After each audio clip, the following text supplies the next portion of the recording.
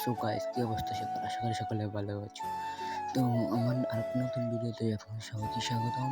আর এই ভিডিওতে সবাই সাপোর্ট করবেন, ভালো আমি চেষ্টা করবো আরও ভালো কিছু করার জন্য। তো আজকে আমরা যাচ্ছি আমাদের পাশের একটা স্কুলে, সেখানে শিশু থেকে যে পর্যন্ত হয় ওই দেখুন সামনে দুটো ছেলে এর সাথে করতেছে।